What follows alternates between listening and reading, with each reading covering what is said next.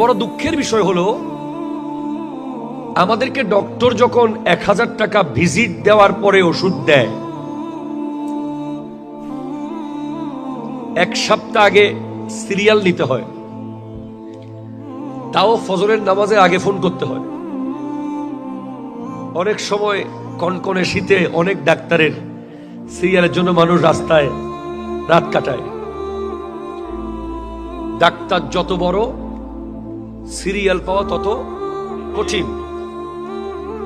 তো 1000 টাকা দিয়ে যে ওষুধ দেয়, ওটা বোঝার জন্য,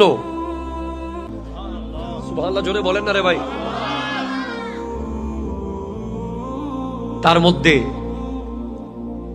এমন একটি আয়াত কোরআনে আছে যেটা প্রতি শুক্রবারে আপনাদের মৌলানা মসরুফ কাদরি সাহেব সানি জুমার মধ্যে আপনাদেরকে শোনান, কিন্তু আমার প্রজন্মের তো সেই খুতবা শোনার টাইম নাই।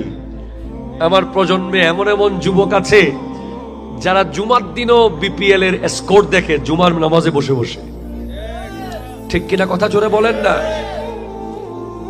যারা মসজিদের ভিতরে পর্যন্ত আইপিএল, বিপিএল, ক্রিকেট, ফুটবল, রাজনীতি দেখতে থাকে, ওই কদ কামাতিস সালাত বললে তখন মোটামুটি একটু হলেও নামাজটা ফরম করে ভালো।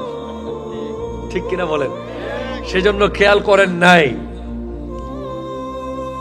ডাক্তার বলেছে আপনার হার্টের সমস্যা, 3টা জিনিস খেতে পারবেন না, এই 3টা খাবেন। কি কি খাবো না? গরুর গোশত,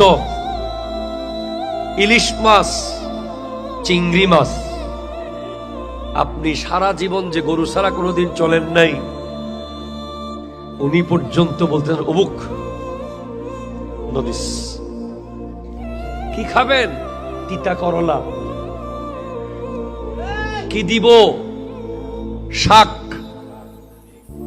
জীবনে যিনি ফজরের নামাজের জন্য উঠতে পারে নাই, উনি এখন প্রতিদিন ফজরে আধা ঘন্টা দৌড়ায়। ঠিক কিনা জোরে কথা বলে না? কারণ 1000 টাকা নগদ দিয়ে দৌড়াতে হবে, এটা লিখে নিছি যে নগদ